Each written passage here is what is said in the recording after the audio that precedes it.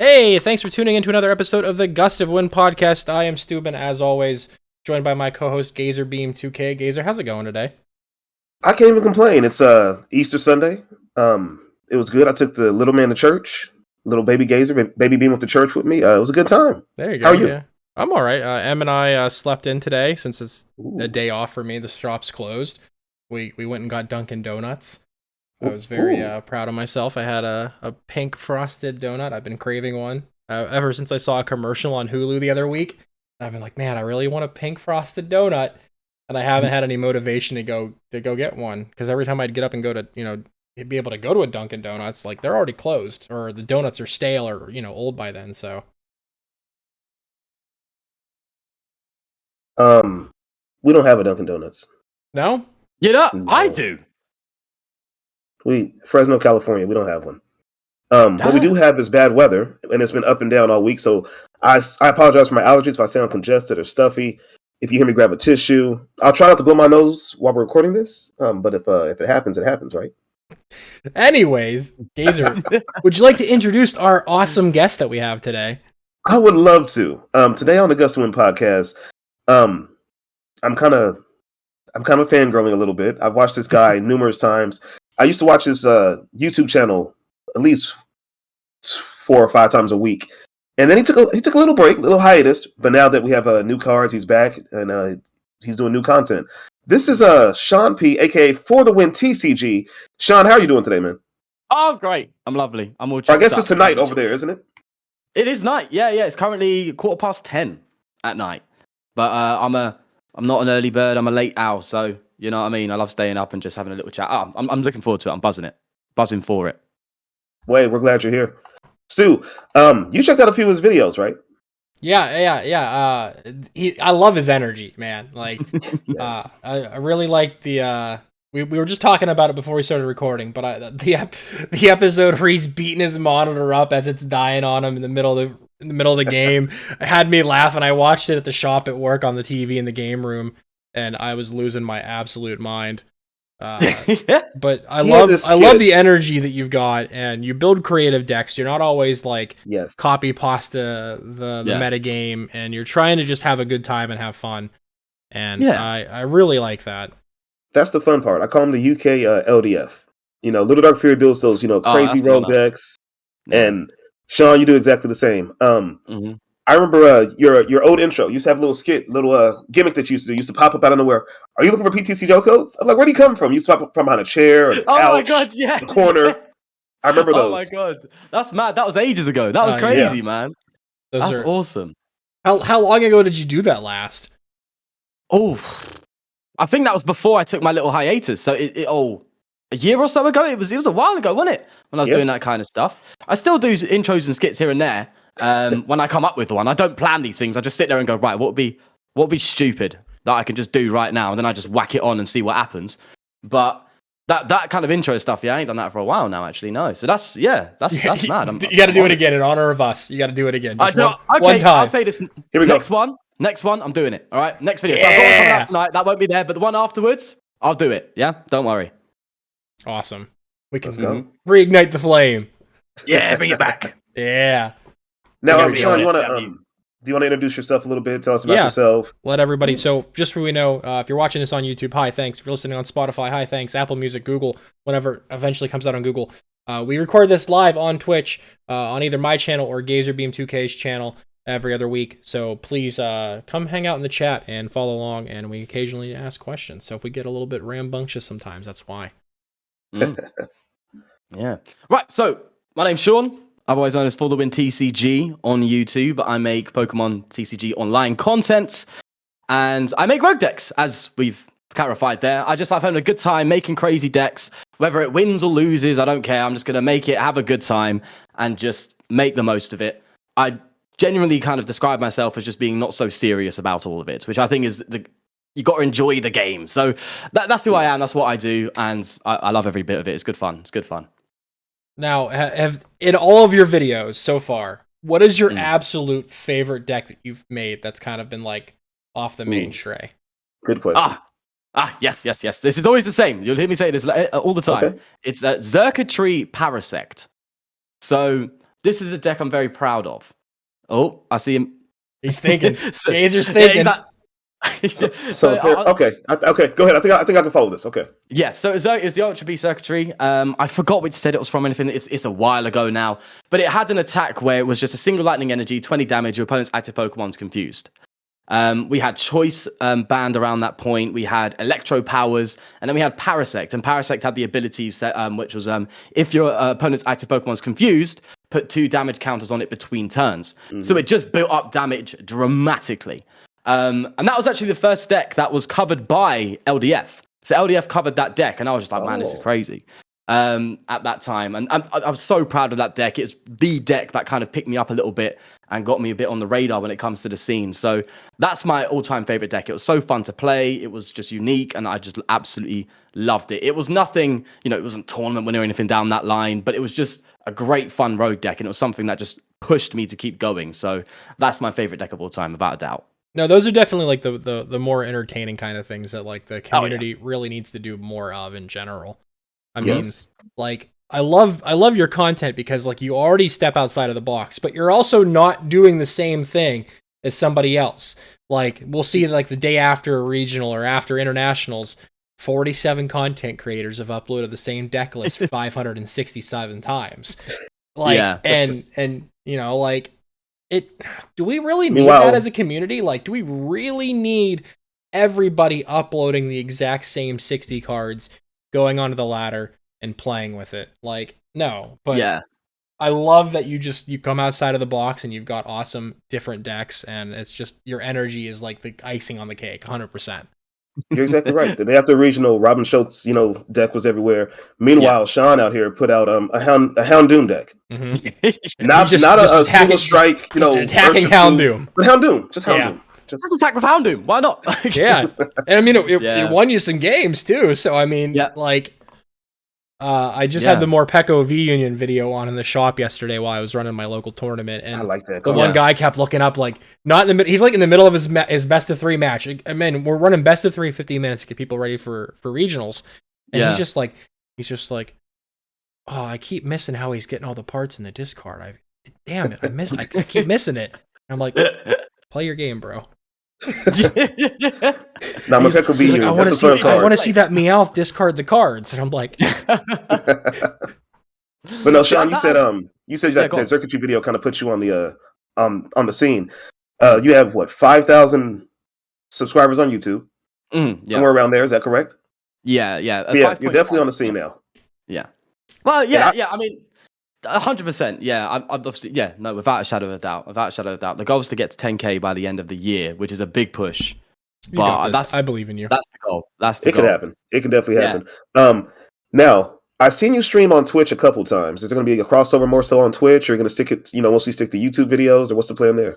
I plan to go back onto Twitch. I do. It's a bit difficult with my lifestyle because I have an active social life. I'm a father, and also obviously I make the content, so it's a bit hard sometimes to manage time frames. Because obviously, if I describe my day briefly, it would be wake up in the morning, get my son ready for school, drop him to school, come back, make the content, edit the content, pick him up from school, spend time with him, get him to bed around about 8 o'clock.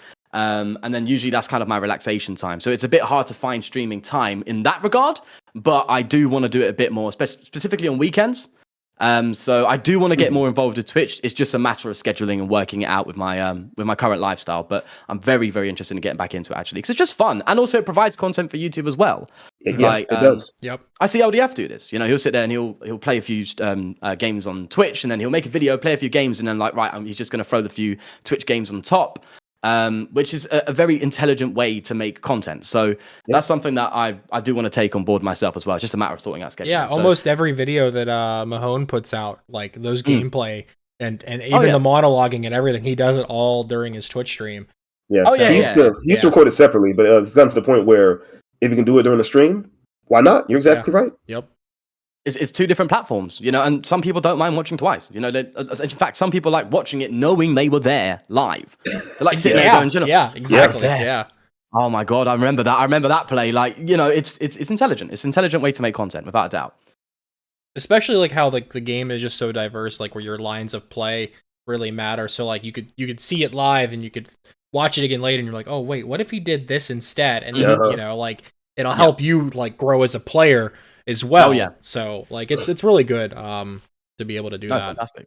Yeah, great. Honestly, he's smashing it. He is big time.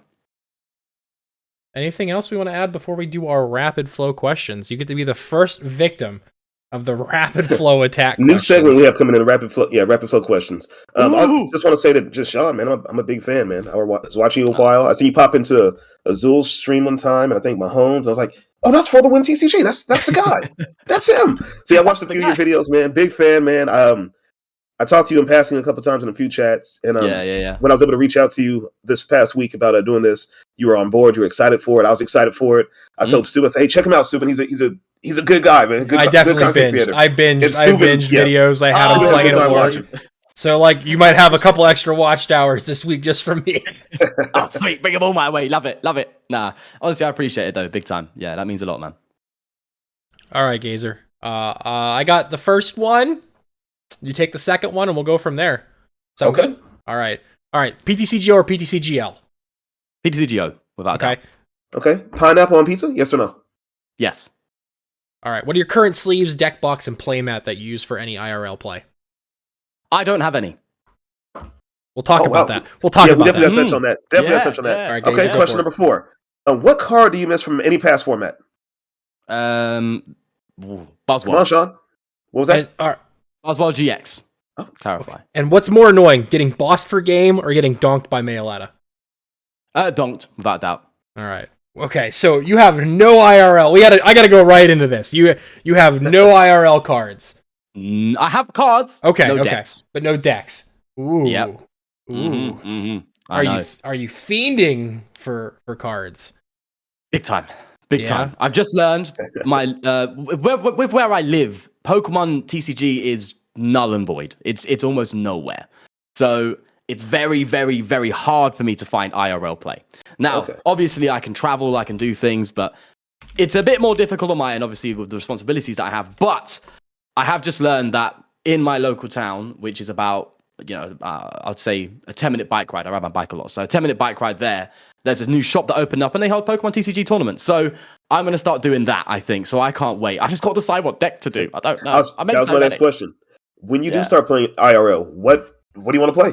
Oh, I don't know. One thing I like a lot, and it's a recent one, is my Blaziken VMAX deck, but I like it because it is just good. To describe the concept of it, it's basically Blaziken VMAX. It does 130 with a choice belt, does 160. That's 2-shot in VMAXs and V-stars.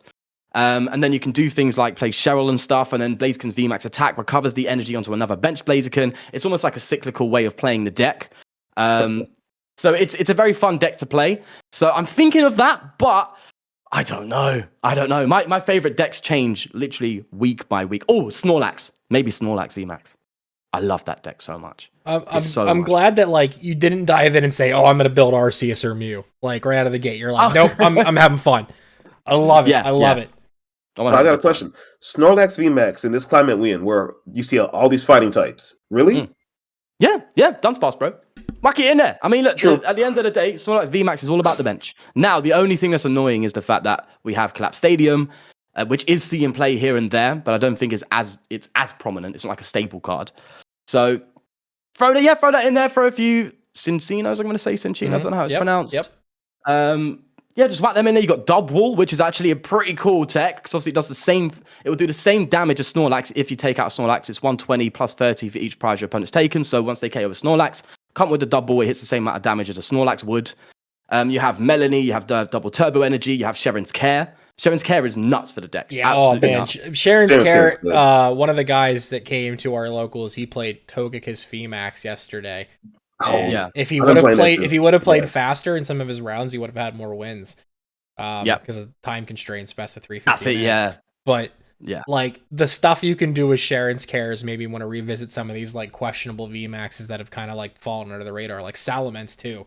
Like I would love to just Sonic double, not even attack with a second attack. And just Sharon's Care or play Cheryl or whatever between the two of them. Or both. Or both. Yeah, both and some Pal Pad and big tank. You know what I mean? It's great stuff. Meowth VMAX. Meowth? It's a joke. No, someone's actually suggested that to me. what's its attack? Isn't it like 4 energy though? 4 energy. Yeah, Was it 200? 200 draw 3 cards, so it's a bit basic. It only has that I'll one look at attack though too, right? Yeah, that's the cool thing about it. I It's couldn't. like- yeah, If it had two attacks and one of them maybe was like a DTE cost, then yeah, sure, that would have been pretty cool. I mean, Why even if play it was me just out when you have Greedent? Greedent, yeah. See, Greedent's another one that I'd love to take a look at as well. I'll probably do that soon as well. Because Greedent, Greedent's 160 draw 3, isn't it? And you could definitely scale it up, real easy too. And you could probably play like Inteleon for the pings and Zigzagoon, and then you could maybe even play like all those gloves if you really wanted to. Yeah, get a couple turn of profits in and take a few extra prizes here and there. It's a good bit of fun. It's a good bit of fun, that kind of stuff. But yeah, the one I'm most confident in playing and the one that I enjoy the most is probably Snorlax. Like, I'm actually more confident playing that than any other deck in a Mew VMAX matchup. I've actually had some good games against Mew VMAX with it because of Sharon's Care. Just because of that. Yeah, if they Like, can't, Snorlax it's got what 340 HP too. So 340. Like, they're gonna have to use a lot of multipliers and modifiers to get there. So they just pick it up, remove all the damage. The multipliers are gone. There you go. You know what I mean? So that's why I think I enjoy that the most. I don't think it's meta breaking or anything like that, but that's something I would take to a tournament without a doubt. Okay, and it's a very affordable card, so you can build that deck like that. Snap of a finger, quick. Yeah. If you want to plug that shop, go for it. We have a lot of UK friends and listeners. We do. I saw in the chat. Big Daddy UK asked, "Where is that shop?" All right. It's let me see if I can find it quickly. I know a lot of people are itching for more places to play everywhere in the world. So it's in London. If that's okay, I'm not sure if who's the one that asked it. Sorry, Big Daddy UK. Big Daddy. Did you just call another man Big Daddy? That's his username. I thought you had a fiance. Long story short, we call him Yuck. I thought you had a fiance. Big Daddy Yuck. Oh yeah, I like that. Big Daddy Yuck. Okay, yeah, that's sick. That's funny. It's in London. Let me see. I think he's not near London. Oh, okay. Yeah. I don't think I'll be able to find it anytime soon. It's quite low key. Not the dox him. I think it's Leicester. I can't pronounce it. Leicester. There it is. Leicester. I forgot because I made fun of the pronunciation one stream. I was like, no, I read it as Leicester or whatever, and it's like it's pronounced Leicester. Like, whoa. Chichester, I think it is as well. That's a bit of a mad one. Oh no, that's all right. Actually, that's spelled correctly. I'm wrong. But you see a lot of places like that. Yeah, Leicester. You look at that. Look, Leicester. You wouldn't sit there and go Leicester. Like, no, of course, no, I would. I would say Leicester. Yeah, exactly. Yeah. That's how it's mad. It's mad. I don't know what we're doing over here. Listen, it's the tea we're drinking. I don't know. I mean, I like tea, but I don't know. I love tea. It might be spiked with some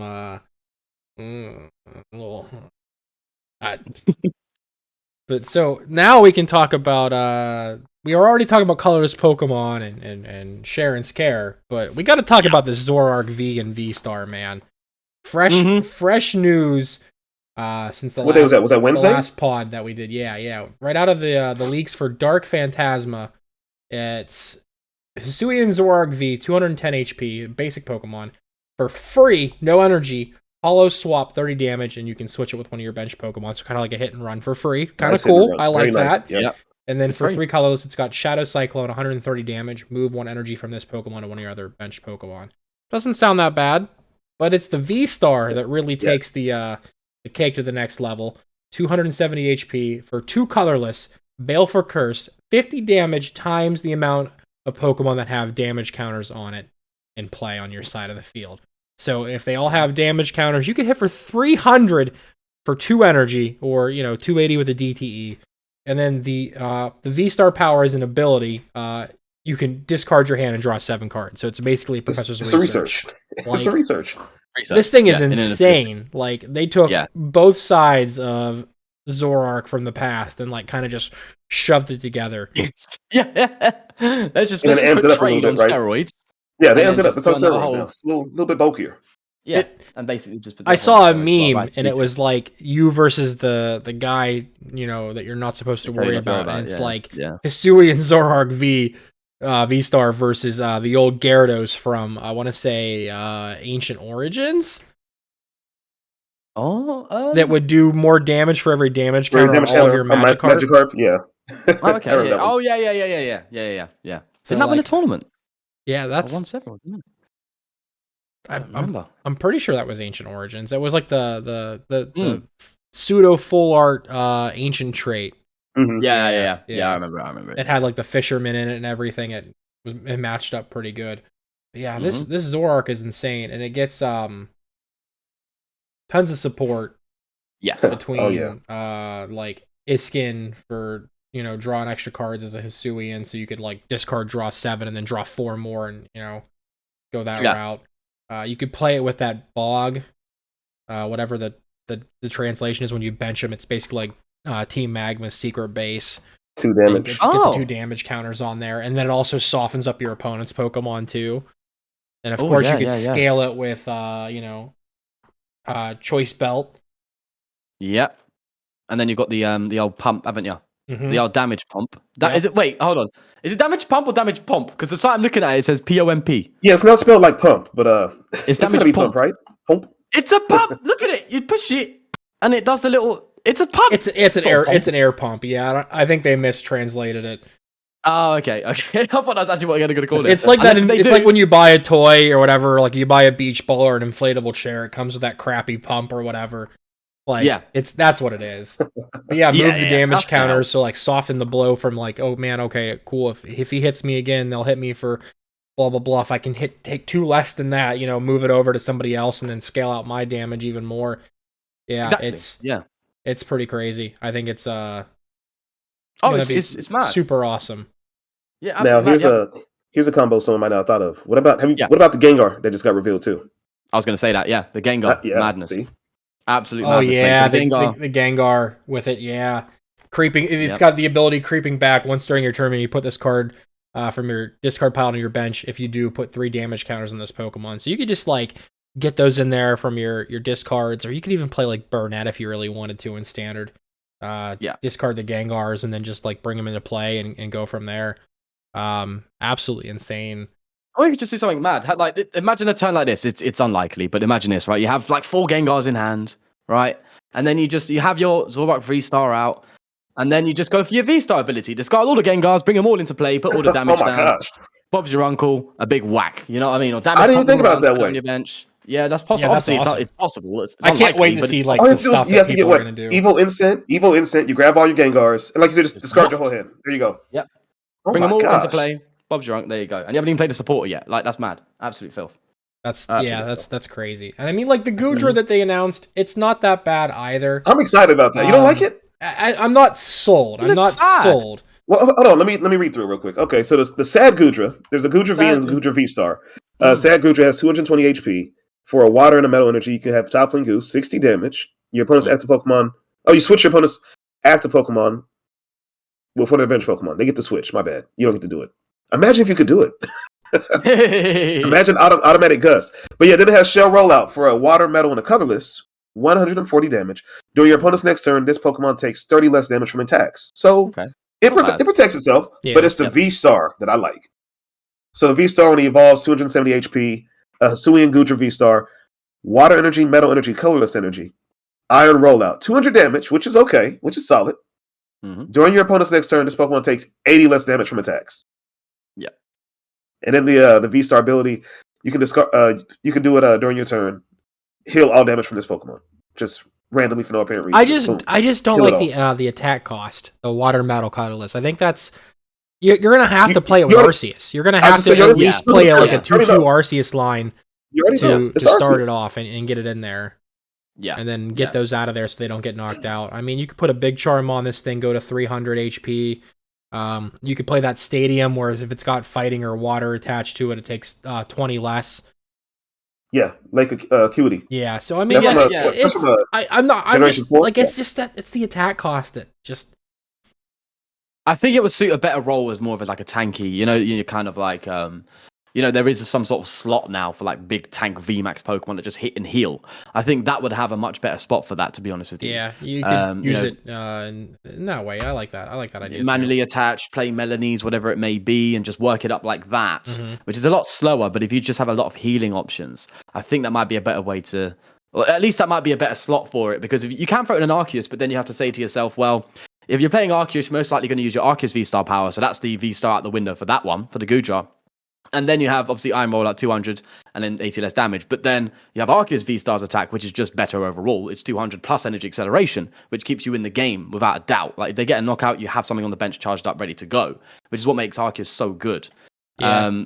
So if you're playing it with an Arceus, you're kind of only doing it just for that attack. Now, it's good, and that helps it tank. But I think there might be... It's a bit of an awkward card, but I'm the way I would tackle it was I'll do that. I'll try and get it, like, throw your charms on it, and you can have that stadium that reduces the damage output, or you could have the one that heals damage from Dragon Pokemon, throw that in there, and just do big heals and just keep hitting 200 straight each time. I could see just seeing how you that could play goes. Arceus, not even play the V-Star, just use the double turbos for Trinity Charge, and then you could also play Hyper Potions, attach the double turbos onto the Goodra, and then discard with the Hyper Potion. And exactly, that's true. Shave off an extra 120 that way too every turn. That's true as well. Yeah. Now, what about Melanie? Just you need to get going turn 2 anyway. Attach metal, discard a water somehow. We have plenty of cards to discard now. We still have that Galarian Meowth. We have Quick Ball, Ultra Ball. Next turn, grab your Melanie. You're good to go, right? Yeah, that'll have to be in some sort of Inteleon deck, because Melanie's quite inconsistent unless you have an Inteleon line, at least from my personal experience. You just need to guarantee cards very early on, and that's very hard to do. Yeah. And in order to meet the condition for Melanie, you have to get a water in a discard pile, which means you have to have an item like an Ultra Ball, as you said, or you could do Meowth or anything like that, which just means there's more resources needed in the early game to get it going. So I think an Inteleon engine is going to be best for that if you're going to go down that route, 110%. Of course, 100%. Yeah, big time. Yeah, I've only ever really liked Melanie in Ice Rider decks that have the Inteleon package. Like, I don't know how people are playing Ice Rider with Bibarel right now. I just don't get it. I feel first off, I feel personally attacked because that's what I've been doing. And my deck of that is like 13 and 6. So give it a chance. Okay, it's getting better. Yeah. I mean, Bibarel draws, which is good. Yeah, I see it. I see it. The only thing I'd be confused with a little bit, I guess, is if you play Melanie, it makes your hand bigger, so then it makes your incisors a bit less consistent, I guess. But then that's circumstance. You would have to be able to. That can be played around. Use the ability first and then play them. Yeah. It's just a matter of play style, isn't it? Really? Yeah. No, 100%. But if it works in both, by all means, man, do your thing. Oh wait. Duh. We forgot about Radiant Gardevoir. Oh yeah, the Radiant Pokemon. Oh, that's even less damage you're gonna take. You can cancel up to 120 damage. Yeah. Oh. Yeah. Yeah, that's true. Take I might see a less. place there, innit? Yeah. I could see it. Now with the Radiants, right? Am I correct in assuming you can only play one Radiant in a deck, or is it one Radiant like of that Pokemon? They're like A-Spec Prism Stars mixed together, basically. Okay, got ya. Only one Radiant per deck. All of the Radiants on the bench is alright. Do 30 more damage, you take 20 less damage. That would just be stupid. That'd be mad. Okay, yeah. Okay, that makes sense. I was about to say that'd be ridiculous. That'd be a madness. Absolute madness. Yeah, that's a lot. That's a lot of tanking. So it's got that potential, which is good. But I don't see it going any further than that. If you want to talk about the meta game. Yeah, I don't see it like dominating an event. I think it'd be a fun like ladder deck. Fine, I'll do it myself. Yeah, do you know what? People like you, that's exactly what we need, because no one thought Duraludon would do it, and then it done it. Yeah, so, no, it did. Yeah, I mean, like Duraludon like blew up. Everybody hopped on it, and then like they had to play around it. Like SLC, they played around it, and then now it's like I already see it like creeping back in again, more and more. When it came out, I was so in love with Duraludon, and then I just couldn't get it going, so I gave up on it. And then I found a build that was a weird build. I did okay in a couple online tournaments with it. I played the Metal Duraludon, and I used Metal Saucers early on to help charge it up. This before we had Arceus. This right before we had Arceus come in. So, I did pretty well with it. I took like 4th in a tournament online. I took 9th in another one. I did okay, but it was so big and bulky, and then it couldn't get hit if it had the opponent had special energy. You had to play around it, like you said. And if you weren't prepared for it, you're just stuck. Yeah, 100%.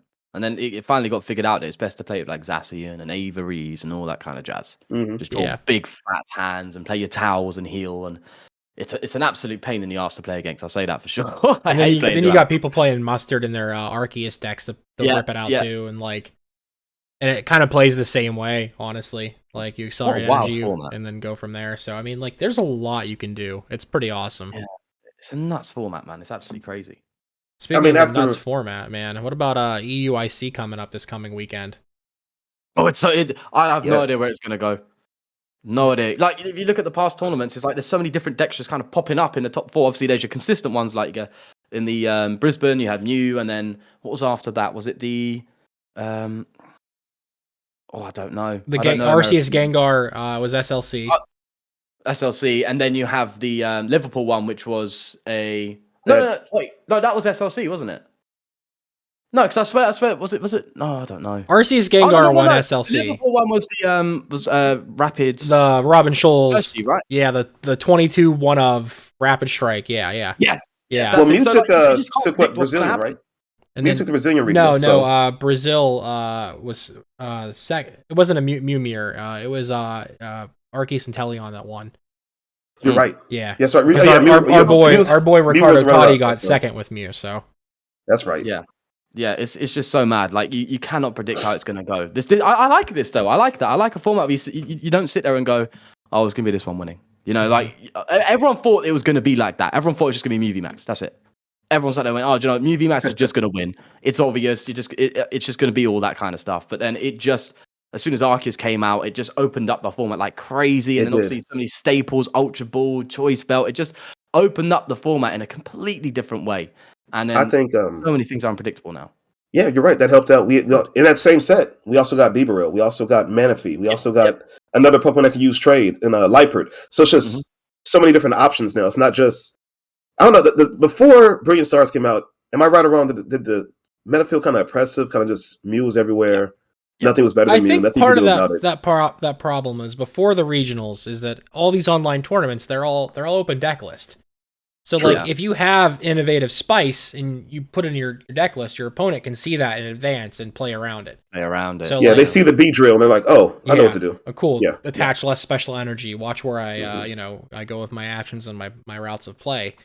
It honestly takes closed deck lists to bring out creative decisions and deck building. And now honestly, like I can't remember who I heard say this before, but you actually like you win the game before the game even starts with Pokemon because like your deck building and your metagaming in advance. Like, I have heard that. And who said that? I don't remember who. I don't remember who said that. I wish I could give him credit, but it makes a lot of sense.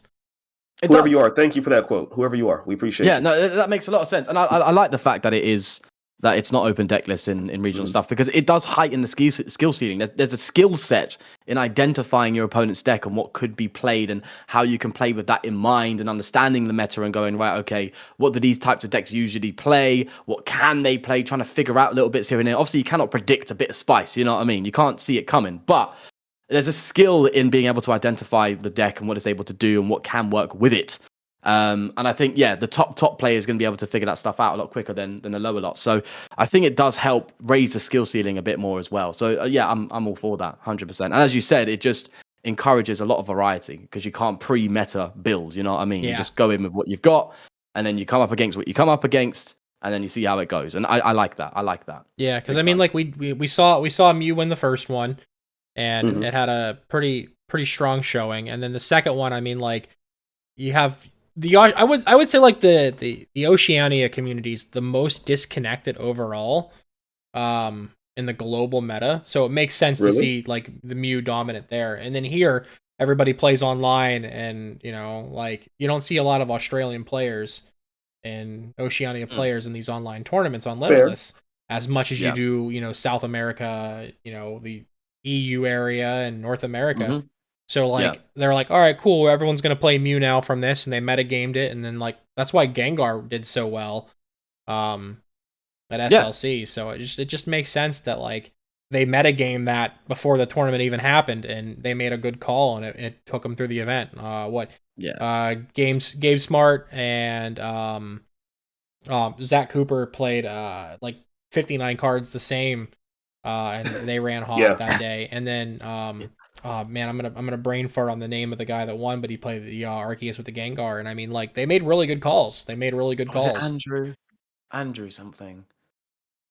I think it was. I think he calls himself Drew. I don't know. Yeah, but do you know what's mad? He got proper lucky. I swear, like in like 2 games in the top cut, he prized both of his Gengars, and he still managed to do it. I don't know how he's done that. His Gengar VMAXs. So he only played 2 Gengar VMAXs, and I think in 2 games in the top level, I think this is like, I don't know if it's top 8 or I don't remember exactly, but in 2 games out of all of those games he played, he prized 2 Gengars twice, and he still managed to make it. It was absolute madness.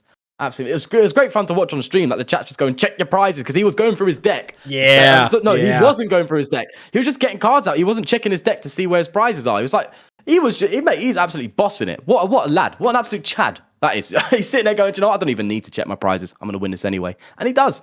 Absolute madness. It was a great watch. But yeah, so I went on a tangent there, didn't I? No, you're good. No, that's we like deep discussions and topics and stuff. So yeah, don't ever hold back. Yeah, I mean, we brought you in to learn more about you, and I have a few questions for you personally. Just go on. Tell me when did you get started? How'd you get started? What got you into this? I'm just curious. Give me your background. Give me the history of For the Win TCG. Like, So it was back in 2018. Do you know Primark? Bit of a preface. It's a shop in the UK, a big shop. It's like a clothes shop. I think they have it in the States, but I've never heard of it. Yeah, it's mainly UK, right? So it's just a big clothes shop, right? You just go there, get your stuff and like that. And then I saw I think it was Guardians Rising pack there just on sale. And I was like, oh, do you know, I remember back in the day when I was opening Pokemon packs, it was great fun. Let me just grab one of these. And I grabbed it, and I think I pulled, to be fair, it might have been Burning Shadows. I pulled a Lycanroc GX, and I was like, oh, that's awesome. It felt really cool. So then I got into collecting. So then I started watching Darium's Pokemon. Okay. Darium's is pretty local to me. Yeah, so to Darium's, he had Andrew Mahone on there sometimes, didn't he? Yeah, before he went off on his own. Yep. Exactly. So Tricky Gym used to be called Darium's Competitive Pokemon. I remember that. So I was watching that stuff, and then just watching the collection stuff, watching like Max Mofo, love his little pack stuff, great. PTCG Radio. Oh, I love Max Mofo. Oh my god. Yeah. Hilarious. Absolutely hilarious. And he's a bit of inspiration for me and my content, without a doubt.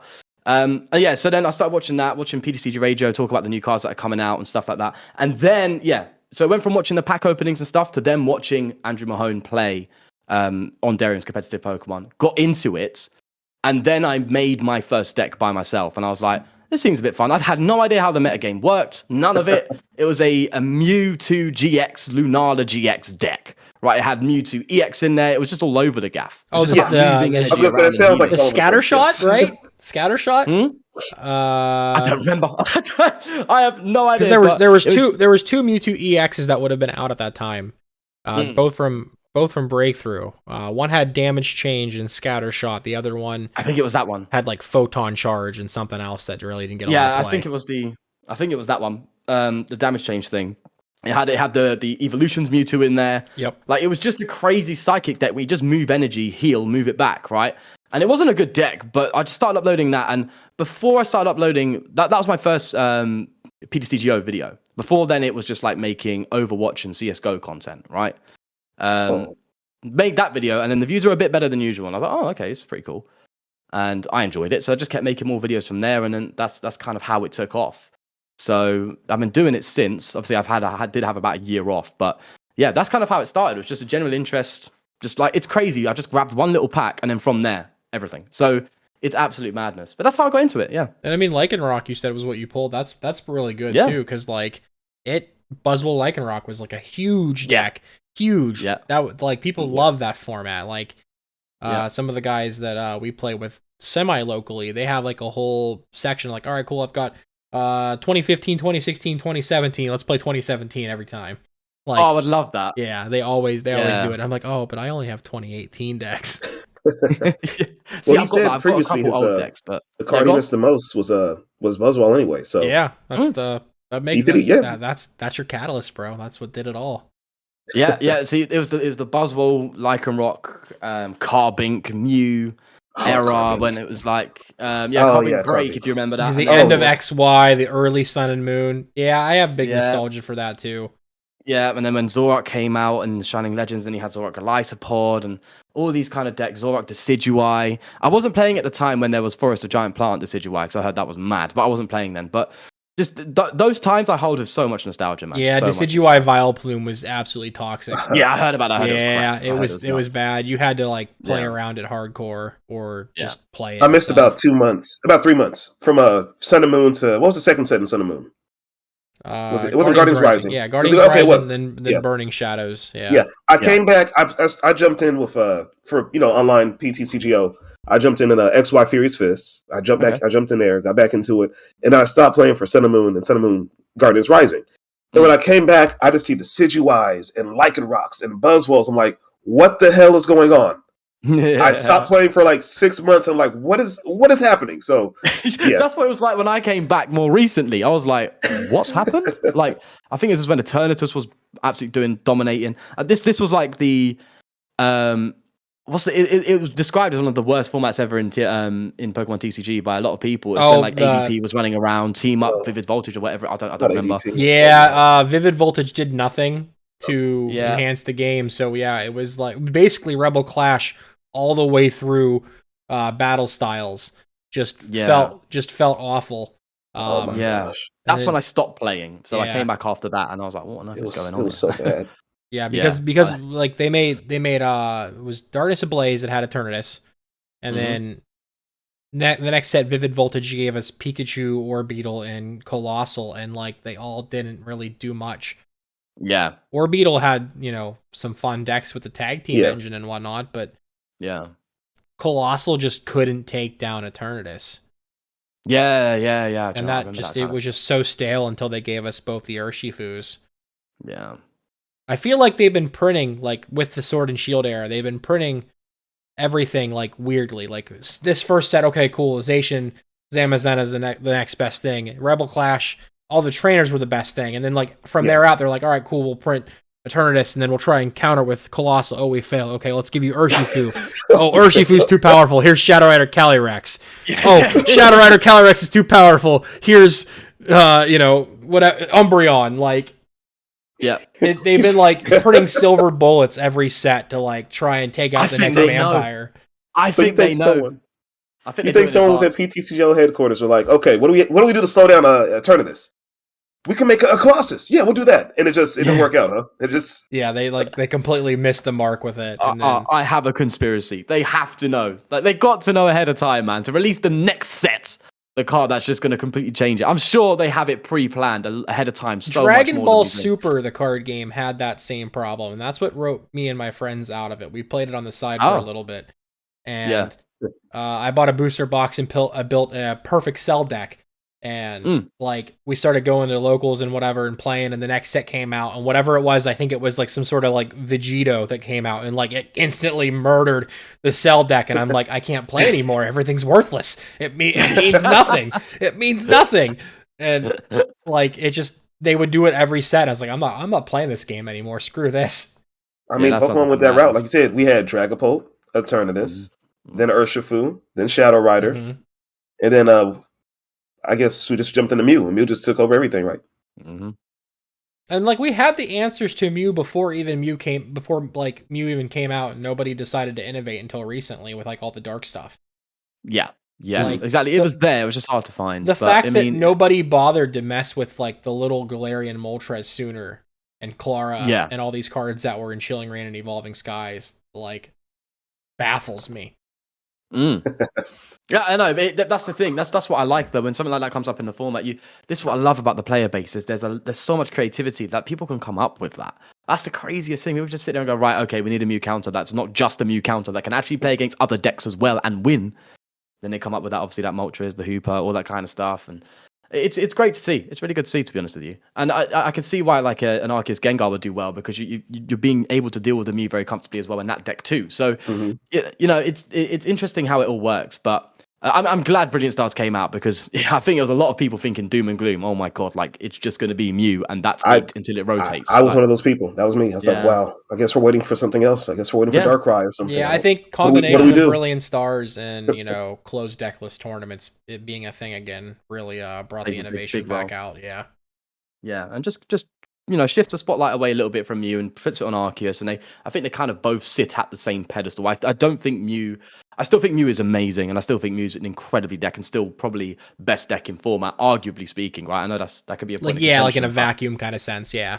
yeah, I still think it's a deck to be heavily respected, without a doubt. So, but it's nice to see some other decks, taking the shine here and actually, coming up. So yeah, EUIC, I have no idea how it's going to go. I'm going to watch along where I can. Is it streaming? I'm assuming it's streaming. I hope so. I mean, Yeah, because I know some are, some aren't. But if it is, I'm going to be watching along, and I'm being very interested to see how it goes, without a doubt. So, since you're not going, what deck would you take if you were? Who EUIC? Okay. I'm trying to figure out in my head now. Okay, am I taking this seriously? Or if you wanted to walk in and win the event, what would you play? Win. Okay, win. Okay. It's boring. It's Mew VMAX, I would say. It's boring. Just safe and consistent. Yeah. Yeah, it's boring. It's very boring, but I'm very comfortable with that kind of deck. Draw a lot, hit heavy. I'm very comfortable with that. Okay. But it's not something I would be. Let's say that's like if I had to win. Okay. Probably a Mew. Because now, I'm not very. Go on. What if just you change your whole mindset? Winning, whatever. I want to have fun. What's a fun deck you would take? Okay. Right. Do you know what? I'm gonna look through my catalog here and see what videos I've had up and just try and get a refresh on my memory. Oh. Do you know what I would do? Right. This is so daft. This is stupid, but I would actually take that Houndoom deck I made. It's stupid. But Sean, you're killing me. First you said me, now you're saying Houndoom? Okay. I mean, I would 110% take that for the meme and see where it takes me. Why not? I mean, I had a good time watching that video, so yeah, I'd love to see that run through nowhere. It would go nowhere, but I just love it. It's just so fun to play, and it's just so... Oh, we lost Gazer. Different. We lost Gazer. He's gone now. Yeah, I'm not bad with that answer. He's like, do you know what? I can't take this. He's had enough. Oh my god. I can't do it. So yeah, it'd probably be that. So if you wanted to win, you'd play Mew. If you wanted to have fun, you'd play Houndoom. If you wanted to say get top 256, top 128, what would you play? Arceus Umbreon. Okay, I accept that. That's Arceus Umbreon is so fun. It's great. It's just like it solves the problem that Arceus has with trying to, play draw supporters and Gust. Like that's one thing that Mew could do, right? It could draw and Gust at the same time, as Arceus can do that. Obviously, it's not that big a deal now. But Arceus Umbreon would be so fun. I think that'd be incredible. Just being able to just, charge up your Arceus as you usually do, and then just Gust something up and all right, I want that. See you later. Out you go. Charge up your Umbreon if you want to, or the build I made when I did make it, I threw other things in there like Hoopar, I threw like a Zapdos in there, kind of a bit of a counter meta style of play. But I do really like Arceus Umbreon just for that instant Gust ability. I think that's a bit underrated right now. It's a very powerful ability. I agree.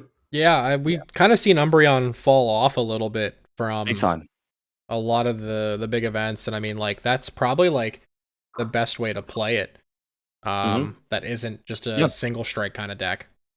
Yeah, no, 100%. I know its damage output's a bit low, unfortunately, but it's more there for the Gust and for the Mew weakness hit. But but yeah, 160 times 2 is enough. It's enough. Hang on. So hang on. even with Oricorio in play, because you're going to hit for 320 anyway. So exactly, the 20 off doesn't matter there. So I like that concept. That's pretty awesome. So yeah, that'll be one as well, because I really enjoyed playing that deck. Actually, that was really good fun.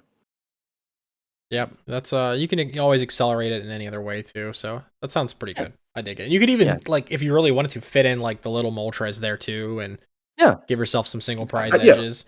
So that's a good idea. Yeah, I see that's acceptable. Mew was like, and then you said Houndoom. I'm like, what? But this is fine. This is okay. I'm okay with this. Yeah, Mew. I can't lie. A part of my soul left my body when I said that. Like, you probably saw my face. There was just a little shed of disappointment when it came to my mind, and I was like, I just have to be honest. It's what came to mind. It's the truth. Just say it. No, I feel it. I feel it. Like I built Mew VMAX because no one in our friend circle and playtesting group had it. So I was just like, whatever. I've got the extra money. I'll bite the bullet, and it's been passed around between everybody for locals and whatever else, and everyone's like, oh hey, thanks for letting me play Mew, I appreciate it. And I'm like, yeah, don't go for it. I'm commentating this local anyways, have fun. Exactly, 100%. If I have to sell my soul to win, it would be that. But honestly, I don't think I would actually take a Mew VMAX deck if I did. I would play Mew for like a 1K or a win a box or whatever. But yeah, I think because I've got indie regionals coming up, and I'm really eyeballing something I can't talk about, and or Ice Rider. When will you leak the sauce about this deck you've been talking about? When we break it and we make top when it does its job. When it does its job, yeah. Because there's a few of us that are like, we started eyeballing another card yesterday and like started play testing it. We play tested it with, like against Mew with it. I'm like, oh wow, this actually swings this and this matchup at the same time. Yeah, can't talk about it yet. So it's a little spicy, wicey. Oh, I'm looking forward to covering it then. Trust me, I'll cover that 100%. If it's a bit of spice, everything's nice. Right on. Yeah. Now, hey, Sean, a little bit more about you. You said you look forward to covering his spicy deck, whatever it is. What makes you so attracted to rogue decks or decks that are just, kind of off meta? They're fun. It just opens up a world of creativity, which to me, I feel like the whole TCG is about. It's about just, you have 60, you've got to make a deck of 60, you have your cards, what can you do? This is what you're allowed to do. Allowed to play within your standard format. What can you make happen? And it's like, right, you have so many options. It's so crazy. I just love the fact that it's all about being creative, and I'm naturally a very creative person. I love making things. So taking a deck, and I'm not against people who do this, don't get me wrong, this is a personal thing, but taking a deck and just playing it doesn't feel like I'm giving the game its due diligence as to what it should be in my head, right? Obviously, if a deck works, play it. It's going to win, by all means. But that's not what I'm here for. I'm here for a good time. I just want to play the game. I want to make things happen, make decks. And I also love coming up with ideas that people haven't thought of before. It's quite fun to do. It is the fun part. That is the fun part. It's great fun. And I think that's what allows me to sustain doing it almost every day. Is the fact that every day is going to be like, oh, what are we doing today? Like I build my decks regularly, but there'll be times where I build a deck on the day I record. I'll be sitting there going, right, okay, I've built this deck. I've tested it a few games, record, go. Like, I'll just have an idea spark in my head. Oh, this could work with that. Whack that together. I mean, this week you had like 5 videos come out. Like, yeah, you had one come out in the middle of last night for us, and like that's number 5 this week. So like, yeah, the gears aren't stopping for you at any time. Oh no, they don't. I've always got ideas lined up without a doubt. Like I always have like. It's almost like a priority list. So I'll have ideas that just sit there, and I'm like, right, okay, if I don't have an idea that day, I'm going to one of you lot. Like, they're kind of the obvious ones where you're like, okay, that's going to do all right. It's a decent idea. Whack that out. But most days I sit there and think, I'll just load up PTCGO, create deck, and then see what I'll scroll through, have a little look, what can work with what, and then go down that road. So yeah, that's kind of how I do it. I have ideas at least to fall on if it doesn't work out on that day. But most of the time, I'm just kind of just going with it, man, seeing what happens. It seems to be working, Yeah, I did do it. It's awesome content that you put out. Yeah. And I wish more people would have that approach that you do with playing, honestly. Because like I said earlier, it feels like everybody has to make the same damn video. And like, I want variety. I reached out on Twitter a few weeks ago. It was like, hey, tag your favorite smaller or growing YouTubers, and like I went through and I subbed to every single channel that day, and like I waited through my subscription feed for the new videos to pop up and go from there. And I mean, you were recommended like, I don't know, like 5, 6, 7 times in that giant thread, and I mean, like it was a pretty popular tweet. It did really well. It had a lot of interaction, and like I found a lot of awesome content creators that didn't just don't get the love in general that definitely 100% deserve it. And I mean, a lot of people recommended like Packers and Breakers and stuff like that. And I'm okay with a little bit of that every once in a while. But when they recommended you and I started watching, it's like, yeah, this is scratching the itch here. So I appreciate what you do and the effort you put into it. No, of course, man. It's just something I enjoy doing at the end of the day, and I'm glad you enjoy it as well, man. Honestly, like, each to their own. If people want to make videos on these decks that are coming out, by all means, I mean, it does get views at the end of the day. But you got to be realistic, right? It's popular at the time. It's technically trendy. Make a video on it, you're gonna get views. It makes perfect sense. But yeah, that's one thing I noticed myself when I started making the videos was like, it's all it's a bit samey, and more power to all of them. But most videos I watched was like, okay, this is a bit. Right, they're just making a video on this deck, and then another channel's made a video on the same deck, another one's made it on the same deck. But then I got into the likes of watching LDF and Dark Integral Gaming. Oh man, I miss him. I miss him so much. Donald, I miss him a lot, man. I miss him a lot. And I like the little homage that Tricky Jim paid to him the other day with his thumbnail. But yeah, so I started watching those kind of videos, and I thought, that's better. It's variety. Every day you're getting something different. You don't know what's popping up, but it's going to be fun. Like, that's exactly what it is. And then I thought, okay, got to make it entertaining as well. So that's kind of what I do with it. But yeah, I mean, each to their own. But a bit of variety doesn't hurt. Even in a game that's all about kind of narrowing it down and finding the best possible deck, I still think it's good to have a bit of variety. Yeah, because I mean, like, just your subscription fee, it's like, oh, okay, they made that video. Oh, they made that video. Oh, they made that video too. Oh, this is cool. I'm gonna watch this. Like, and instead, like, I get so excited when I see different content creators put different content out that isn't just the same thing. So, do you know how many times I had that Urshifu deck with the 22 one-ofs recommended for me, just all down my list? Like, I've seen that 4 times already. That's enough. I don't need to see it 12 more times. It's okay. Yeah. You see it a lot on the ladder as well, which is, it's interesting how it impacts the ladder a lot. I've got to shape my decks that I play online around it. Like, now I've got to start throwing some more mana fees in my decks just to cover those matchups because they happen so regularly. It's interesting how it shapes that for me. Like, my deck creating process will actually be affected by, obviously, by the metagame. But you know what I mean? So it's interesting. It is interesting. Yeah, I feel like the PTCGO ladder is its own living, breathing organism, completely separate than from like the real metagame too. Like, you've got the paper big tournament metagame, then you have the tournament metagame online, and then you have the PTCGO ladder metagame, and it's just like, which is what is even happening half the time? Oh, it's the wild west.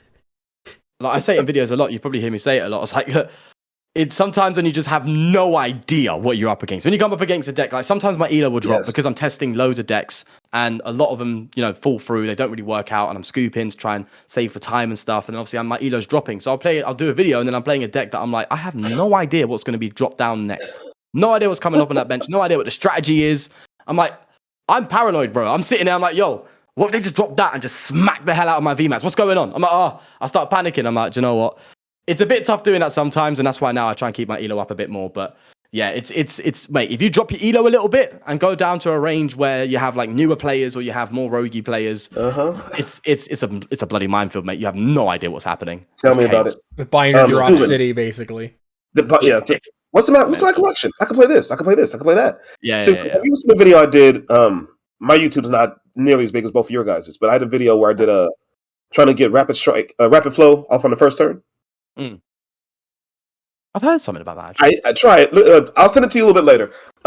It took me 23 games to do it. How long ago was this? Because I'm like my brain's like the gears are like grinding real hard. I've heard something like this. I've heard a term on rapid flow.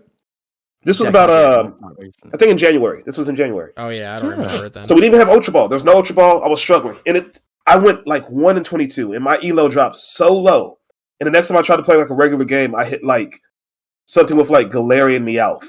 Trying to like Galarian Meowth control. I'm like, Galarian Berserker control. I'm like, wow, I am in the depths of hell right now. Yeah. What is this? And it's so hard to record when doing that because you're like, bro, how can you show a deck off when you're playing against decks that people aren't really going to be playing against? You know what I mean? It's like, this deck's great against all this stuff. Like a lot of the bases for my rogue decks are like, right, it can fight the meta, right? It has an idea behind it that can help it stand up against the meta decks. And then you come up against this next deck on the ladder, you're like, well, it's not going to do well against this because it's not made for this. It's like, well, that's a bit of a shame, you know what I mean? Or like, let's say you got a deck that's like, okay, with Vs it does this much extra damage or whatever. Like a Lucario, I did a Lucario V-Star.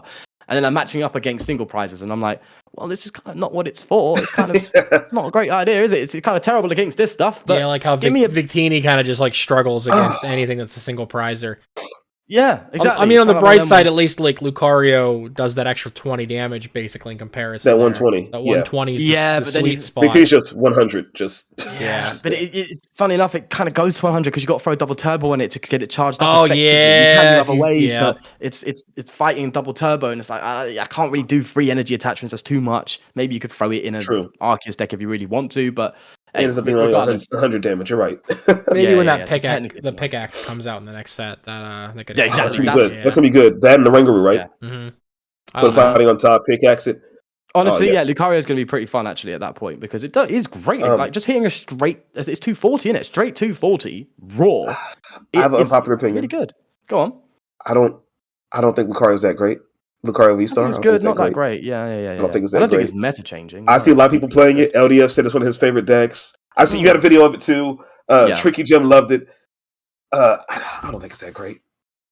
I like it. I don't think it's gonna break anything, but I think it's a solid choice to make if you're like just trying to have a good time.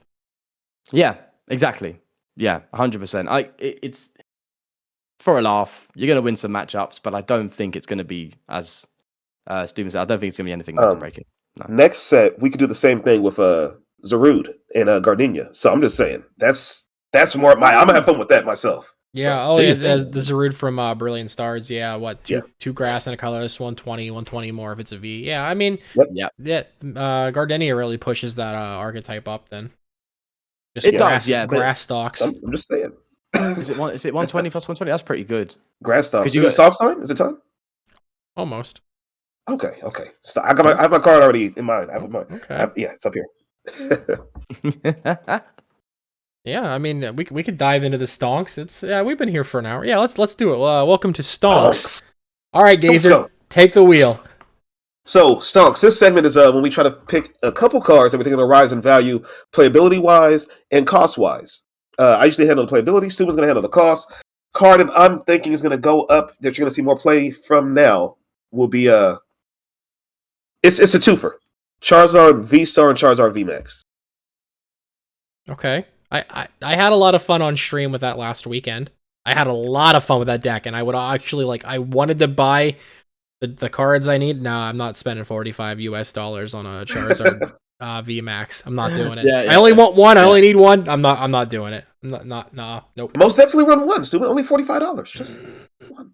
Yeah, but that's like an Arceus V-Star and a V. That is. If I'm spending money, if I'm spending money, I'd rather get more real estate for those cards that I can use in multiple decks versus just a one of in one deck.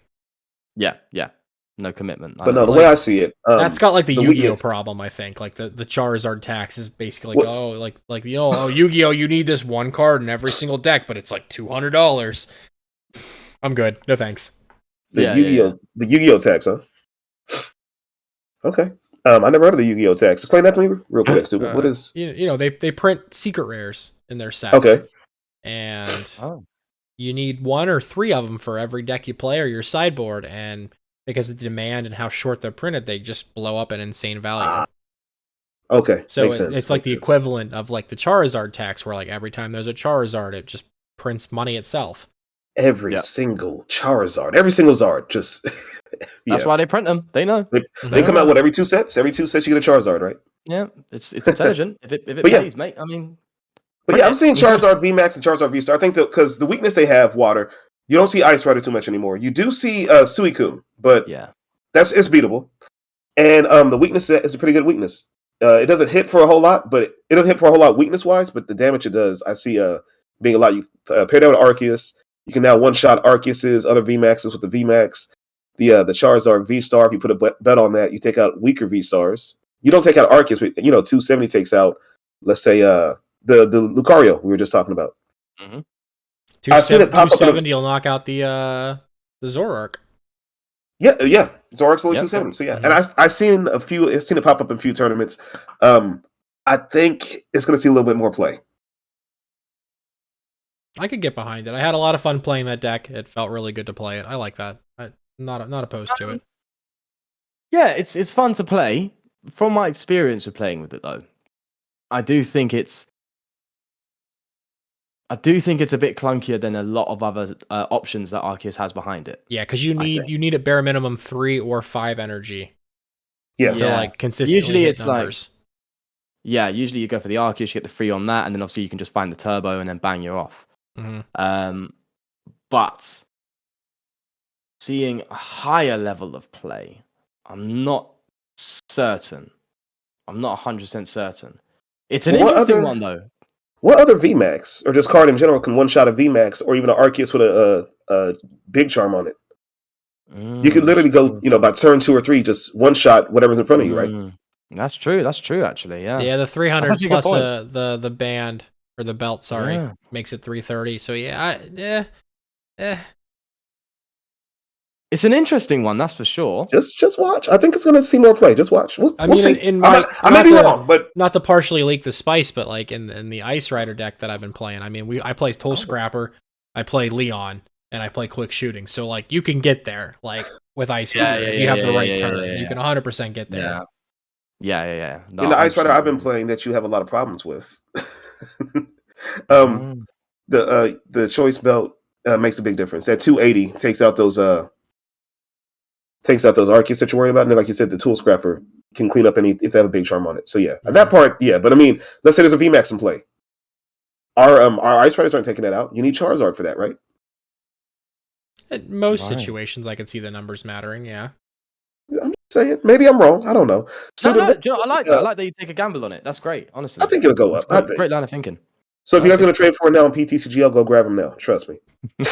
On the bright side, Charizards on PTCGO are dirt cheap. Exactly. So yes. Meanwhile, in real life, $50. Yeah, $50. Now, if you want some cheap PTCGO, cheap IRL cards, Whimsicott V-Star, right now, as of an hour before we started recording, had a lot of $2 to $3 listings on TCGplayer. And I think Whimsicott V-Star has a lot of potential in the future. How much is a V? Like a dollar or two? Less than $1 on average, not counting shipping. Less than $1 on average. So like you could honestly get a 4/3 line and not even spend $10 and have Whimsicott V-Star ready to go. And you could, if you already have your Arceus, if you're big balling, then I mean, hey, there's a cool partner for it. Or you can find a way to play it with like the Shadow Riders that are going to get those reprints in June that are already relatively cheap anyways too. So yeah, they have a deck on the way. I think that's good call because it is starting to take off a little bit, isn't it? Yeah, it is, and it's surprising. I didn't think it was good, but it is. Yeah, and usually there's a correlation. The more playable it gets, the higher price it gets. Yep, and then like in relation to that, the card I picked that's going down is Duraludon. It had a market value of $8 to $10, and right now there's a bunch of listings between 3 and 5 for light play to near mint copies. So Duraludon VMAX, it's definitely like trended down in value. We just talked about Duraludon. Why do you think that's going down? We literally just finished talking about Duraludon. Yeah, it's weird because like I feel like it could go back up in playability as like the meta shifts more towards like everybody's playing DTE. Mm-hmm. So it's weird. I think people like, all right, cool, it did bad. All right, let's dump them to the vendors. Now the vendors are selling them. Could be what it is. It is a gamble. That one. That is a gamble. And then someone's going to take one to a regional, do pretty well with it, and then it'll probably go right back up to $10. Yeah, that's what I'm saying. You just can't predict it. It must be so hard to predict like more playable cards in the future and prices in the future. It must be hard to do this kind of segment because of just how unpredictable the format is and how it's going to go. Yeah, I mean, last week we talked about the Lucario from Champion's Path having the Duraludon from Champion's Path treatment for value. And it already went up. It already went up. It's over $1.50 now from under $1. For the what is it beatdown or Aura Fist or whatever, where it does 20 and 20. I think it's 40-20, isn't it? No, I think it's 20-20. No, it's 40-20. Oh, 40-20, yeah. 40-20. Yeah, that's even better. Yeah. It already went up in value by about $1. So I mean, like, if Lucario even like in a 1-1 line slips into an Arceus deck and gets there, I mean, it could be a $2 to $3 card, and then it adds up. I mean, a lot of people gotta be very conscious with what they spend and go from there. Mm-hmm. See, you know, one card I'm curious about. I think it's disappeared into the shadows a bit, but I think it has potential. Was the Inteleon VMAX, the Gigantamax one? That one's quite. Yeah, I played a lot of that. Like that I played a lot of that. That's one where like I could see it just popping up somewhere, just absolutely just popping up in a top 4 slot or a top 8. Like I could see that just appearing out of nowhere, and everyone be like, "What happened there?" But I mean, its numbers are okay. The biggest issue with the VMAX is the fact that it's free 20 HP, and there are Pokemon that 1-hit KOs it, and it relies on not being 1-hit KO'd. But just whack a big charm on there, a couple of quick shoot-ins. You're fixing numbers quite easily. Yep, and you can Cheryl every turn. Mm-hmm. Cheryl every turn. The biggest issue is it is two-shotting, and that seems to be not as effective nowadays as it was back in the old days. If you know what I mean, when it comes to like Zoroark and stuff like that, it just seems like the big 1-hit KO Pokemon are the ones that shine. But there's a bit of hypocrisy in that, considering how well Arceus is doing. That aside, it would be very interesting to see Inteleon VMAX do well. Like that's one where I'd sit there and go, oh, that can I would pop like up. to see that. Yeah, I really liked that card when it came out. Format, so it was definitely like my counter pick deck. Yeah, before, so that'll be interesting. I'm a big fan of it. I like that card when it came out. I would like to see it, improve and do better. That and yeah, I liked Duraludon when it first came out. When Duraludon took off, I was happy. Like, hey, it's finally good. So hopefully Inteleon gets improves and gets better. I'm trying to tell you guys, Charizard. I've got it on radar. And I've got one more. Like, you do? Keep an eye on this one. Yeah, Lycanroc VMAX is pushing over $3 on average now. Yeah, my little Lycanroc boy. Say no more. Yeah, love it. Love it. I think 2 weeks ago it was maybe $1.50. I had them in my dollar binder at the shop I work at, and I pulled them out and moved them to the not so dollar binder. Not so dollar binder. Yeah, like the cheaper ish stuff. Moved them over and changed the price tags on them. So. Oh, that's great. I love Lycanroc VMAX, man. That was one of the first Arceus decks I made actually. When I was playing Arceus, and it's so fun. It's just interesting. 190, 30 to the bench. It's just little high damage poke. It's just really fun to play, and it hits Arceus for weakness. I mean, it's fantastic. Yeah, the decks that can spread, I always love those. Yeah, and also just a straight fact that you can just KO with 60 HP Pokemon. So if you don't have an attack off and you're a bit awkward, just get a Sobble, see you later. Just get rid of it. Like, it's cool, Lycanroc, man. Really cool. Now, spread damage. Hear me out. Can I interest you guys in Mimikyu VMAX? Yes.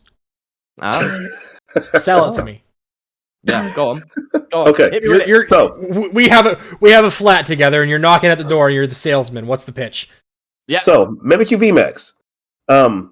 With the format running around, what's one of the most common water types you see on the bench? Well, like Sobbles and Teleon. Sobbles everywhere, right? Okay. Mimikyu VMAX with the simple play of Acerola, which looks at your opponent's hands, draw a card for every trainer in their hand. People love trainers. People run trainers all the time.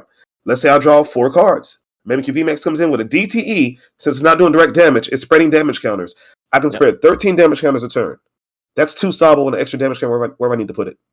Okay. If you take out a person's engine, what do they do after that? All right.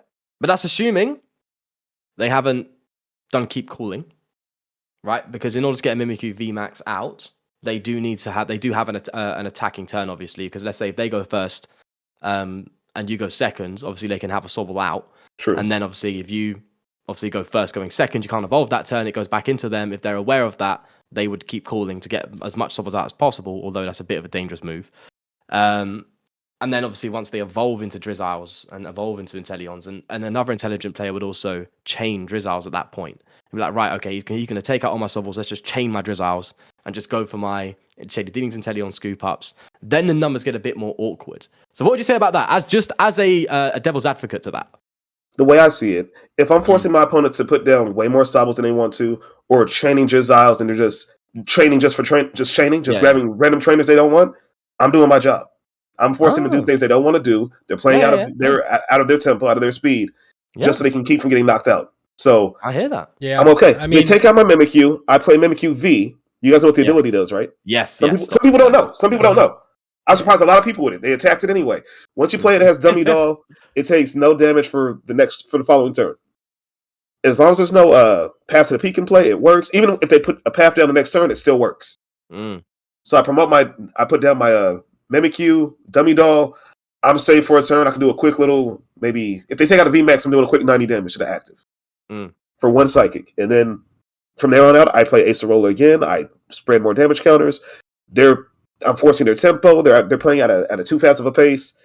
It's a fun deck. I've tried it a couple times. It's a fun deck. It's quite oppressive, If you don't be careful playing against it, it's very oppressive. It can really get ahead of you. It really can. Like when I've played Mimikyu, my God, so many times it's like, right, you have to act now or you're done. Like you have to move quickly because it would just wipe your board very easily. So yeah, no, I completely hear that out, to be fair. The Acerola's Premonition, it's a bit of a gamble because you're drawing depending on what your opponent has. It's true. But play it with an Inteleon engine, you can find your cards anyway, it doesn't matter that much. So yeah, 100%. Like it's an interesting card, It's an interesting card and it can be dangerous. I run mine with the Inteleon engine and it's worked out. I think it's got like a 60% win rate, so it's okay. But it's a fun deck. So Sean, I challenge you to make that a video one day, and Steuben, I challenge you to play that on stream one day. Since you say you like spread damage, Steuben. So I do like spread damage. I mean, you might have to borrow some cards because I'm not going to trade for those. But but yeah, send them over and I'll see what I can do and make it happen. I got you. But so now we're going to go into the Q&A portion where this is where the live Twitch chat asks us questions and we're going to respond to them. So if you guys are lurking and you haven't asked a question yet, now's your chance to do so. But we're going to start off with one from Belf CFV. Do you think a previously unknown deck will win the event or just updates to an established strategy? I believe he's questioning to EUIC. What do you guys think? I think it's if you're just looking at probability, it's probably more likely going to be an established deck. I agree. That's had a little bit of extra spice, something switched with it. I don't think it would be something like an unknown deck, but I would love for it to be an unknown deck. I would love that. A random Crobat VMAX deck or something like that. I mean, we've seen a lot of Crobat VMAX in the past couple of days in the content sphere. Yeah. I know Azul just won that Liga championship with like a 1/1 Crobat VMAX in his Arceus Bibarel deck.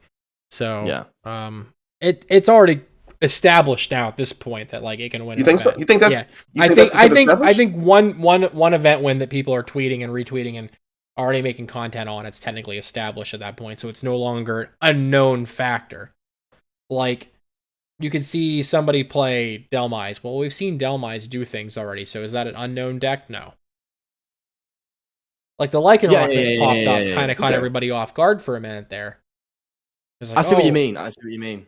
That was unknown, and now it's known. So, like, if Lycanroc wins with Arceus, it's already a known deck.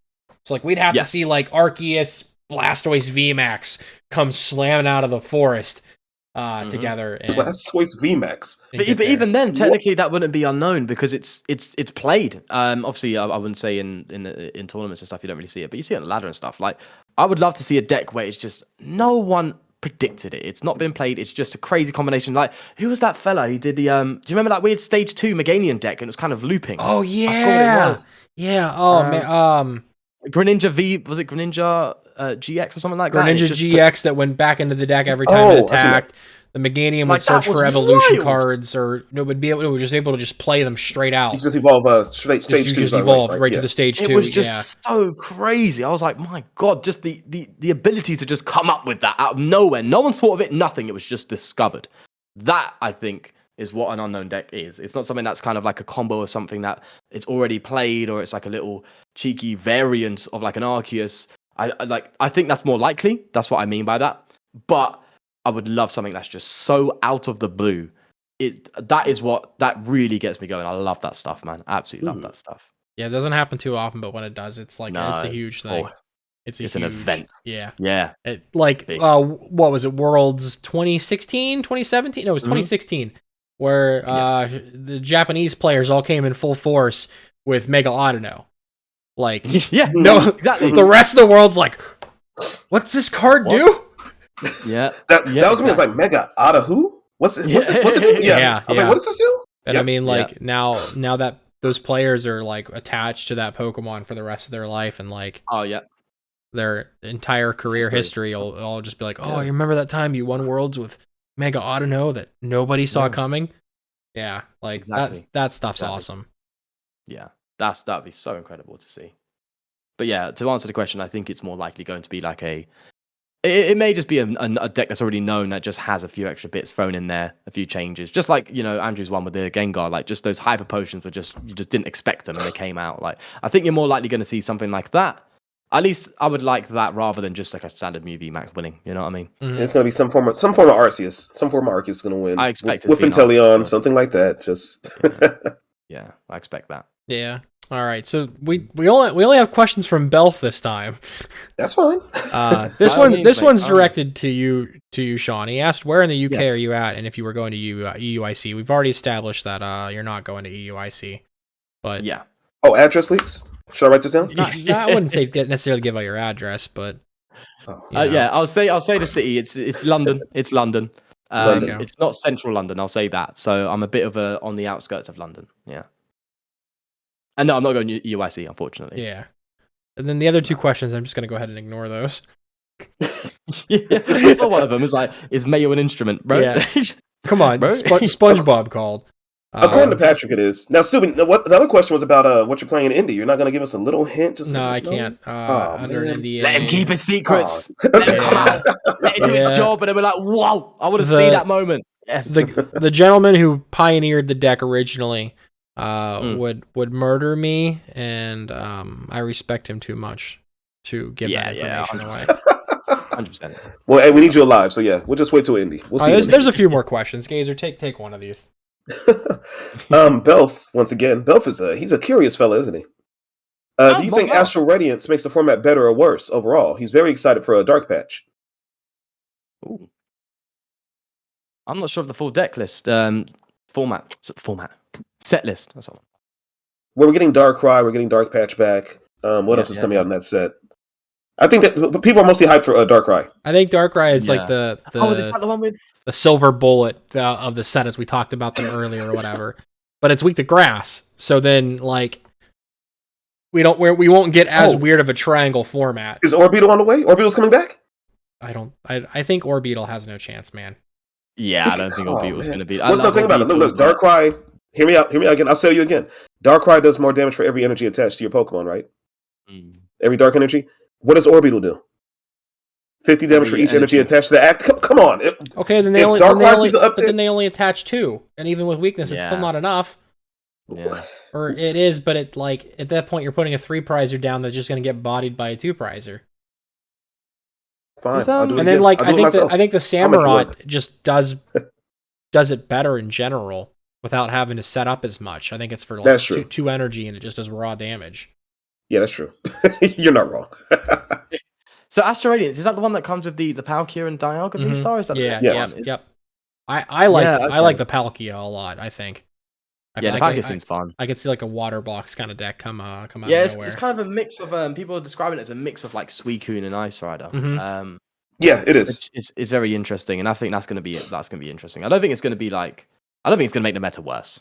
No, I think it'll expand it. I think it'll make it more. It's just going to add more to it. No, I think more V-Stars in general opens it up, so no one's just focusing only on Arceus. Yeah, exactly. Nobody's really looked at Shaman. Whimsicott only had a little bit of eyes. Charizard's only had a little bit of eyes. So like the more V-Stars, the merrier. The merrier, the merrier. Shaman. We also have a VMAX coming in that set. Isn't it Machamp, right? Yeah, we should have Machamp VMAX. That's going to be interesting. Yeah. I think it's a cool card. Mm-hmm. Yeah, and then we have a Heatran VMAX coming out, don't we? I think the Heatran's pretty weak, though, in my opinion. Yeah. I don't think it does. I forgot about him. I think it was Jake Gearhart. He was saying, he's like, oh, thank God, both of them are terrible. He was like, oh, thank God, they're so bad. Jake Gearhart, that's the man of some of the worst takes there ever is. He's terrible. You know what? I respect him because he's had some good ones and some bad ones, but he says it with chest, and I respect that. He does. Say your piece, mate. At least you've got to be willing to be wrong in order to be right. That's how I say it. That's lovely awesome stuff. Yeah, you can't put it out there. Then you got it. Somebody's got to. You got to stand behind it. You got to back it. Yeah, you're right. You got to take a few L's to take a few W's. You know what I mean? Wrong. That's how it works. Most of his opinions are wrong and bad, but he stands by them. You're right. Yeah, you got to respect it. I think Astral Radiance. Don't we get is it Blossom or Lilligant? Lilligant? Oh yeah. We should get the Lilligant. Yeah, and Gardenia and all that. So. Oh, Gardenia. That's right. Gardenia. Yeah. That's gonna be so fun. I think we get a lot more cool things to play with. And I think it's going to open the format more than close it. Yes. The more variety of new cards that actually can do things versus the closed format of like Mew Oppression or, last year Eternatus Oppression or Dragapult Oppression, then, the better off we are. Yeah. I miss Dragapult Oppression. Dragapult what? Oppression? When Dragapult was just like the best card in the format. I miss those days. That was a fun deck. You miss that? Yeah, I love Dragapult. I couldn't play a road deck.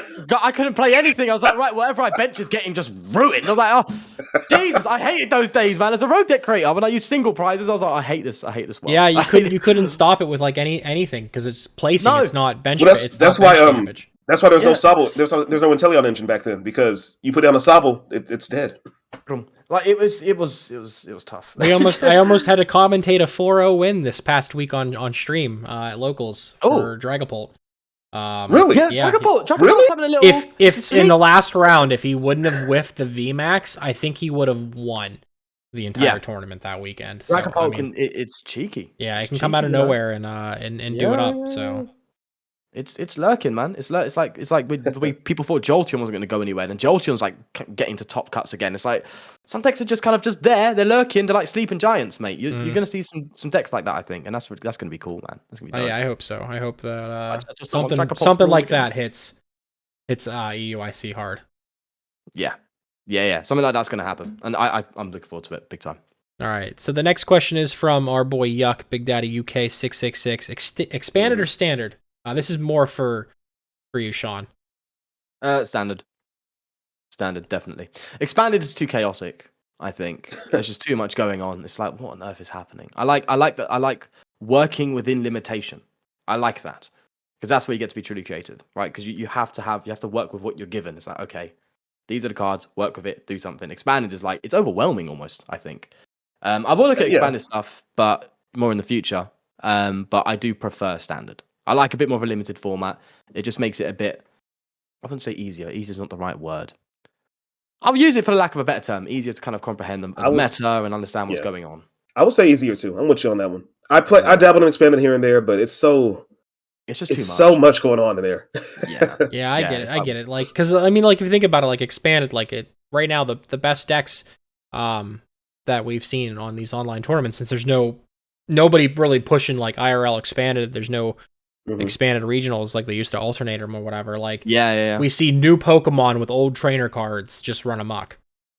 Yeah. So things that are not supposed to be paired together and just destroying things. I mean, it's cool because it's interesting.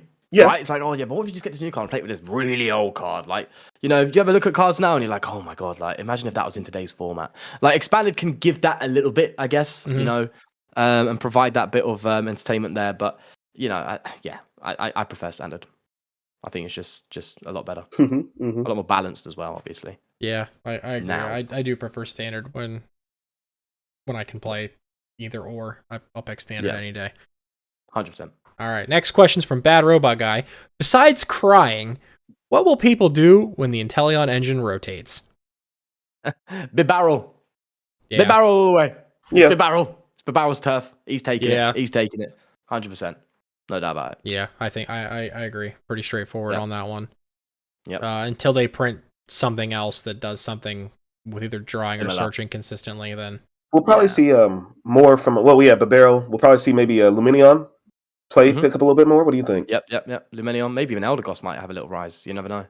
Eldegoss will rotate, I think, because it'll be gone. Rebel Clash. Oh, is it rotating? Yeah. Eldegoss will be gone. Crobat will be gone. Oh, I'm gonna miss Crobat. I like him. I like that guy. Yeah, I like him. I love that. Yeah, Luminion definitely will then. Yeah, without a doubt. Yeah, Ultra Ball, Luminion for whatever supporter that you need for turn 2 and on. Yeah, just like the old days, just like the old Lele. Days. Lele, and you have your artillery with your basically has to be a barrel now. It's just like the old days. I can go further than that. We had Jirachi EX. Jirachi EX, yeah. I remember that. All right, next question. Jirachi though now with scoop up net. Get out of here. No. How has no one broken that and expanded yet? And then I want this supporter, and then this supporter. This is where we go off and like this is why standard is better. All right, cool. Oh, you're going second. All right, cool. All right. Let's see. I have my Arceus V. Okay, cool. I'm gonna play Jirachi and I'm gonna get Wally, and then I'm gonna evolve it to the V-Star, and then flip over the V-Star marker, and then I'm gonna search for triple acceleration energy and whatever else I need, and then pick up the Jirachi next turn. Yeah, no, I'm good. Standard, please. I just literally just play your Jirachis, get a Lieutenant Surge to play multiple supporters, and just bang out some crazy moves. It's nuts. Yeah, unless Lieutenant Surge is banned. Is he banned? Yeah, he's banned. Yeah, they banned that guy. I was thinking that they unbanned Wally. They banned that guy. That's the reason why they banned that guy. Because that's exactly in my head. Yep. Sorry, well, because when it first came out, I think Surge came out along with was a Reset Stamp. It was a weird combination: Surge, Reset Stamp. What else was it? No idea. It was the Miss Magius. You can knock it out, drop 6. Oh yeah, like what is it? The Chaos Wheel or something or whatever. The Duskstone one. Yeah. Use Duskstone. Evolve, knockout. Get your opponent down to 1 prize card. Use Lieutenant Surge. Do whatever 2 supporters you want to do, and then you play Reset Stamp, and then they're set to 1 card. second turn of the game. Yeah. I used to love that Miss Magus. That was so fun. That was I fun made a change. crazy deck. I played that with do you remember the Ultra Necrozma? But you could only attack if your opponent had 2 prize cards or less remaining. They just hit 170 for like a single energy or something. I don't remember. But I played a little Miss Magus deck with that. It was stupid, but it was so fun. It was really fun. So we have another question for the pod. What is your favorite Pokemon to pair with Arceus VMAX? I'm pretty sure that's directed towards maybe you, Sean, but I'm assuming you and I can answer that too. Yeah, this one comes from Darth Bean, awesome member of the overall Pokemon community. He is awesome. So, favorite fighting Pokemon to play with Arceus? I mean, I'm gonna just say Lucario because I like Lucario, and I have Lucario. I don't have Lycanrocs, but I would like to try it. I'd like to try it. But I would say if it's fighting, Lycanroc, 100%. I definitely don't think it's Sandaconda by any means. Nah. I think that was like a one and done kind of fringe thing that moved in, and it's just like you have better options. Yeah, mine would definitely be Lycanroc if it's fighting. If I feel like it would be Umbreon. If they would have played Lycanroc instead of Sandaconda for that deck, they might have done a lot better. Yeah, maybe. Yeah. In hindsight, yeah. And I mean, you could totally play like Urshifu with it and everything too. Urshifu's a good choice. Now hear me out. That may or may not be like something I can't talk about anymore though, so I have to shut up. Oh, okay. Now, so totally Lucario.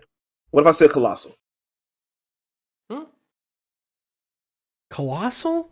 It I needs don't believe it. It needs 4, man. It needs 4. 4 energy. The damage is just a bit off when it comes. Like, do you know how frustrating it is to hit 270 of a choice belt, and you just can't hit that extra 10. Like, yeah, obviously, I know I'm talking. I don't believe in it. You'd KO the Arceus anyway, but like just shy of relevant numbers, yeah, and too much energy. No, I would go Rapid Urshi, probably. I was just saying that. I don't believe in it. Yeah. Yeah, the Rapid Urshi one's interesting. There's a lot of ways you can go. That's Arceus for you, isn't it? That's the last of the questions. So now we give the floor to you, and feel free to plug yourself, whomever you'd like. Take a moment and refresh the people who you are and what you do. Yeah, sure. I'll just say this: it's For the Win TCG on YouTube and on Twitter. I guess you can search me there if you want. Well, actually, Twitter is it FTW_TCG? I don't even know my own links. Look at me. Yeah, it's just For the Win TCG everywhere. Let's just leave it at that. Yeah. Anybody that you want to shout out recognition to or anything else? Oh, not that I know of now. No. Do you know what? I'll shout out one fella. Laser Lemon. He's the first person that got me on a stream. Laser. Yeah. He's definitely a good friend of ours for sure. Laser. Yeah. Gazer got to be on their podcast. I was the next guest in line before they broke up like the Beatles. So I think one of Laser's because he's the one that kind of started it off for me. Laser's one of our good friends here. Laser's a great guy. Yeah, I'll give him a good shout out. Yeah, we'll do that. Yeah, he's a good dude. He's been a big supporter of me and my fiance for a long time, and we've always just thrown it right back at him. So yeah, good heart. Yeah. Well, that's it from us for this episode of the Gust Win podcast. Of course, I am Steuben, joined by my co-host Gazerbeam and our lovely guest For the Win TCG. Please make sure to go check out all of his content and all the socials. They'll be in the information on the YouTube video side of this, as well as the Spotify, Apple, so on and so forth. But Gazer, any final words, any final comments? Just For the Win. Sean, man, appreciate you coming through, stopping by. Of course. I'm glad we were able to talk and make this work. I know the time zones are a bit wonky, a little bit funny, but I mean, we made it work. I still challenge you to that Mimikyu VMAX deck. I want to see it on your YouTube channel. All right, yeah, definitely. But no, like I said, I'm a big fan, and I love your creativity, the way you do different things with your decks, and you don't stick to the meta. So, yeah, big fan. Just happy that you're here. Thank you. Yeah, no, thanks to both of you. Just before we go, thanks both of you for having me on as well. Honestly, anytime. Keep doing your lots thing, man. We will definitely have you on again in the future. So, yes, sir. Yeah, I'm up for that. Yes, all right, sir. that's it from us. Have a good one. See you guys next week. See you guys. Peace.